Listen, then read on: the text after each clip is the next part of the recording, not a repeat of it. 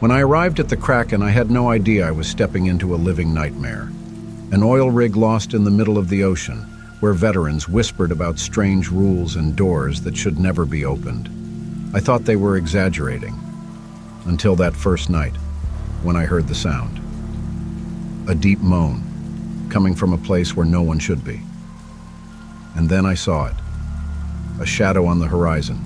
Something that wasn't a wave, but a presence. Something that waited and watched me. That first night, I barely slept. The wind howled through gaps in the platform's metal structure, and the sound of waves crashing against the steel pillars created a disturbing rhythm, almost like a distant drumbeat. The other workers laughed and talked as if nothing was wrong, but I noticed something different in their eyes, a kind of anxiety that didn't match the harsh but routine environment of an oil rig. The next morning, I was assigned to work with Gene, the head welder. A man of few words, but with an expression that told stories of years spent living in that isolation. When he saw me, he shook my hand firmly and looked me straight in the eyes, as if measuring my courage. "I hear you're the new kid," he began. "Welcome to the Kraken. Let's get one thing straight. Here, there are rules that go beyond what's in the manual. If you want to get out of here with your mind intact, you'd better follow every one of them." He handed me a silver badge with an image of a sea monster attacking a ship engraved on it. "Wear this all the time, no matter where you are. If you're in the shower, in bed, wherever, keep it on you," Gene said, his voice completely serious. I pinned the badge to my shirt, noticing that everyone around wore the same symbol. I thought it was some bizarre tradition or joke, but there was something in his expression that left no room for questions. When I arrived at the Kraken, I had no idea I was stepping into a living nightmare. An oil rig lost in the middle of the ocean, where veterans whispered about strange rules and doors that should never be opened. I thought they were exaggerating, until that first night, when I heard the sound. A deep moan, coming from a place where no one should be. And then I saw it. A shadow on the horizon. Something that wasn't a wave, but a presence. Something that waited and watched me. That first night, I barely slept. The wind howled through gaps in the platform's metal structure, and the sound of waves crashing against the steel pillars created a disturbing rhythm, almost like a distant drumbeat. The other workers laughed and talked as if nothing was wrong, but I noticed something different in their eyes, a kind of anxiety that didn't match the harsh but routine environment of an oil rig. The next morning, I was assigned to work with Gene, the head welder, a man of few words, but with an expression that told stories of years spent living in that isolation. When he saw me, he shook my hand firmly and looked me straight in the eyes, as if measuring my courage. "I hear you're the new kid," he began. "Welcome to the Kraken. Let's get one thing straight. Here, there are rules that go beyond what's in the manual. If you want to get out of here with your mind intact, you'd better follow every one of them." He handed me a silver badge with an image of a sea monster attacking a ship engraved on it. "Wear this all the time, no matter where you are. If you're in the shower, in bed, wherever, keep it on you," Gene said, his voice completely serious. I pinned the badge to my shirt, noticing that everyone around wore the same symbol. I thought it was some bizarre tradition or joke, but there was something in his expression that left no room for questions. As Gene guided me through the Kraken, he continued explaining the unwritten rules. "That badge," he pointed out, "lets them know you're part of the crew. They can't take you before your time."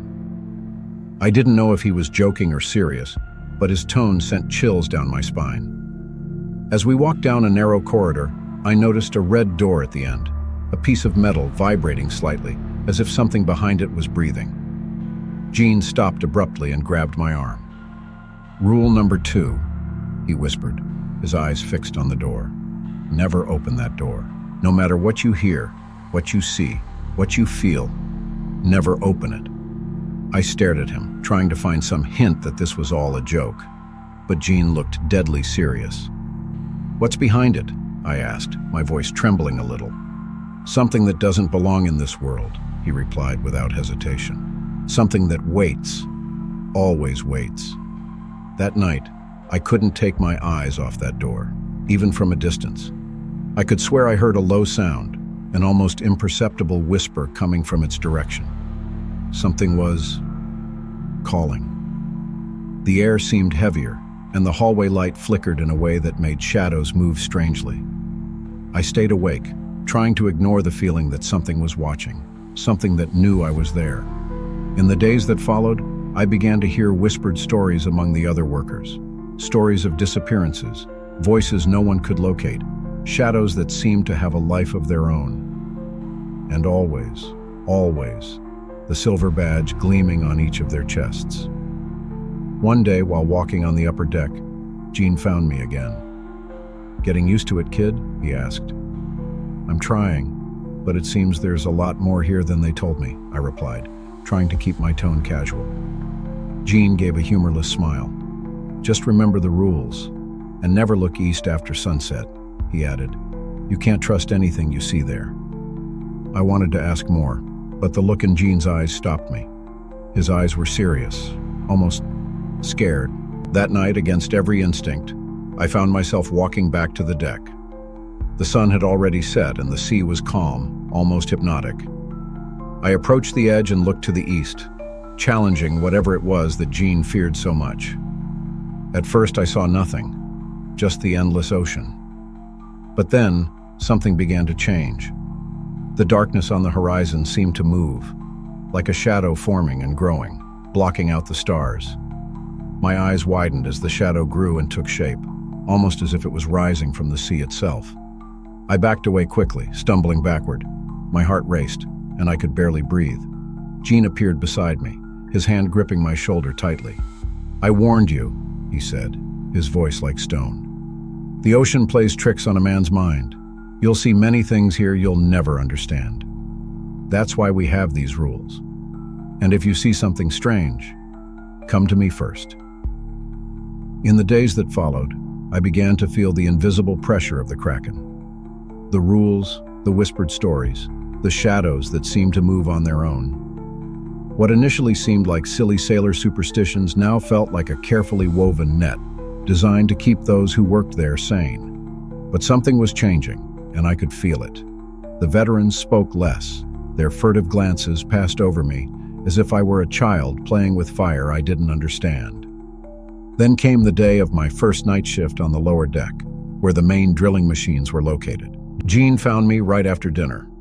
"You're coming with me tonight," he said, with no hint of invitation in his voice, just an order. I agreed, feeling a knot form in my stomach. Something told me that night would be different. As we walked down to the lower levels, the sound of the sea grew more distant, replaced by the constant roar of the machines. The heat was suffocating, the air thick with oil and iron. The environment seemed to vibrate with a strange energy, almost alive. Gene glanced at me sideways as we put on our helmets and ear protectors. "Remember the fourth rule," he shouted over the deafening noise. "Don't speak unless spoken to when near the drill," he said, his eyes fixed on mine, as if warning me of something terrible. We followed a narrow corridor, the dim lighting flickering and casting shadows that stretched along the metal walls. When we reached the drilling platform, the noise was deafening. But it was more than just the sound of the machines. It was a deep, guttural sound, almost like a murmur. And then I felt it. A vibration through the metal, something that seemed to whisper inside my head. My instinct told me to speak, to ask Gene what was happening, but I stayed silent, remembering the rule. Gene motioned for me to follow him to a part of the structure where some pipes vibrated intensely, as if they were about to come loose. He pointed to the pipes and then to his toolbox. I got the message. I grabbed the tools and began working, keeping my eyes on the job, but the feeling that something was watching us sent shivers down my spine. Suddenly, I felt an even stronger tremor. The metal floor tilted slightly, and a deep sound, like the groan of a giant animal, echoed through the environment. My head began to throb, and I felt a slight ringing in my ears. Gene looked at me immediately, his eyes wide. He made a clear signal, silence. But the sound continued, reverberating through the walls, growing in intensity. The sense of panic overwhelmed me. Something was wrong, terribly wrong. I saw a flash of something moving in the darkness behind the machines. A figure, a shadow darker than the darkness itself, moving with inhuman speed. I tried not to focus on it, but then a low, hoarse voice began to echo across the platform, mixed with the noise of the machines. I couldn't understand the words, but I felt they were calling me. My mind filled with chaotic thoughts, and the pressure in my head intensified. It was as if something or someone was trying to get into my mind. Gene approached and grabbed my arm tightly, his expression now clearly terrified. He pushed me toward the exit, gesturing frantically for me to follow. We ran down the corridor as the sound behind us grew, a mix of voices, whispers, and that deep moan. I could feel the floor vibrating under my feet, as if something colossal was moving just below. When we finally reached the stairs leading back to the upper deck, Gene stopped, breathing heavily. "You heard it, didn't you?" he asked, almost breathless. I just nodded, not knowing what to say. That is not human. Never speak near the drill. They hear. They always hear," he said, his voice now a desperate whisper. That same night I lay in my bed, my heart still racing, my mind spinning with questions. Who were they? What exactly was behind the red door or down there in the depths of the platform? Why all these strange rules? And did breaking them mean something worse than death? Then I heard it. A bell, loud, clear, and distinct. 3 chimes that cut through the heavy air like a knife. The sound echoed through the corridors, and for a moment, everything fell silent, even the constant hum of the machines. I knew what it meant. Gene had warned me. And from the looks of the other workers, they knew it too. Without hesitation, everyone started moving toward a large metal door I hadn't noticed before. "Come with me, Sully," Gene called, and I followed, feeling the tension in the air. We entered a large room with reinforced doors and a surprising number of workers already inside. Clive, my fellow welder, was there, his face pale and sweaty, still wearing his silver badge. Everyone seemed nervous but quiet, as if waiting for something. The bell rang 3 more times and the doors closed with a loud bang. I looked at the door, noticing that it was covered in strange inscriptions, symbols that looked ancient, almost tribal. Gene sat down on a bench, crossed his arms and closed his eyes. "Stay calm, kid," he murmured. "It'll pass soon." And then, there was a knock on the door. A heavy knock, followed by a scratching sound. Everyone turned, staring at the door. Then, a voice emerged, shouting from the other side. "Let me in! It's not fair! I was asleep when the bell rang." The voice sounded desperate, almost sobbing. A man was begging to come in, but no one moved. Gene was clutching his badge as if it was his only salvation. And then the moan returned, louder, closer. The walls began to vibrate again, as if something was pressing from the outside in. My heart pounded, and I looked to Gene for answers. "They'll go away soon," he whispered, "if we follow the rules." The man outside kept screaming, his voice now hoarse and desperate, banging and scratching at the door with fury. "Please, please, let me in," he pleaded. And then, the moan turned into a roar. A sound so deep and powerful that I felt the air being sucked out of my lungs. Gene pulled me to the ground, and everyone in the room crouched, clutching their badges tightly. I closed my eyes and waited. Waited for what felt like an eternity. Then everything stopped. Silence fell over us like a heavy blanket. The only thing I could hear was the sound of my own breathing, heavy and shaky. The bell rang again, 3 times.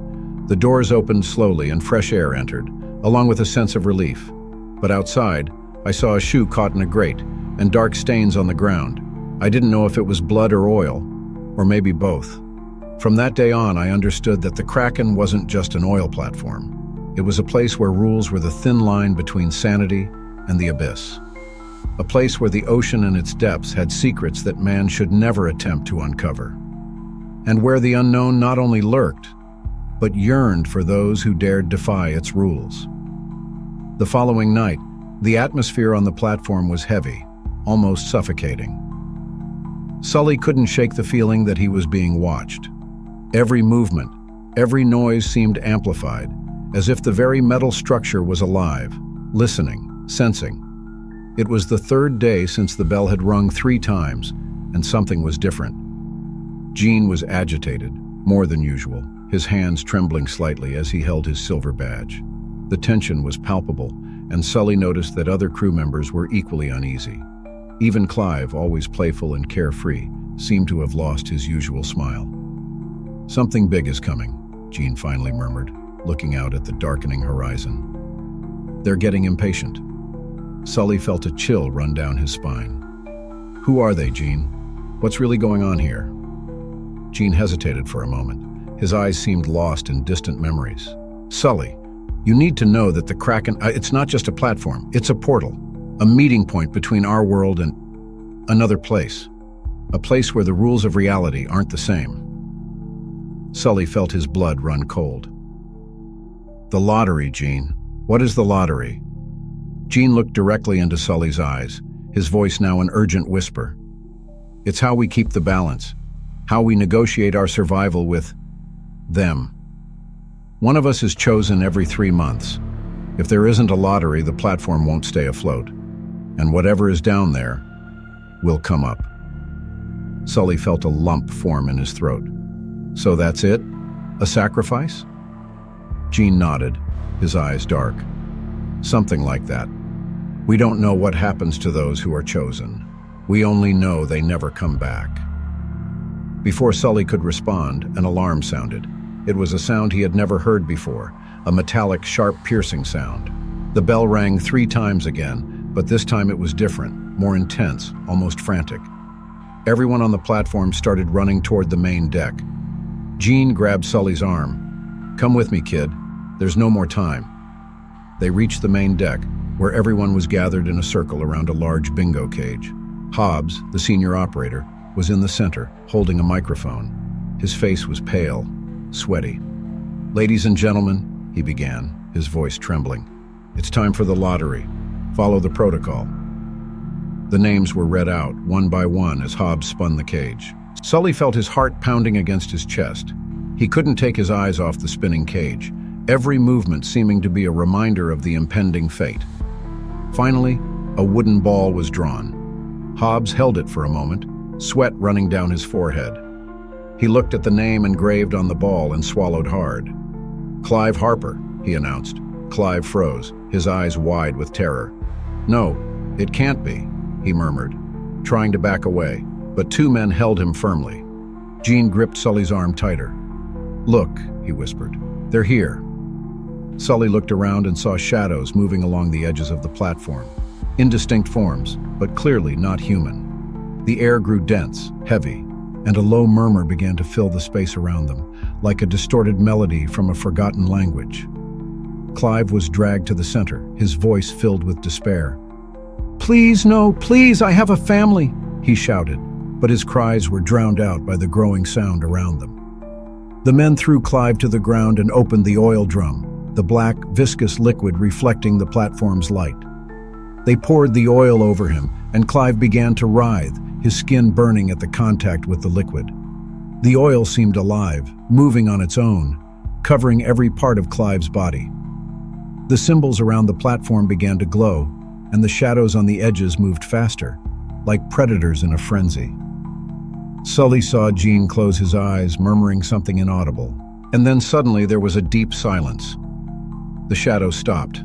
The platform lights flickered. Clive was still now, his body rigid and covered in oil, his eyes open, empty, fixed on the sky.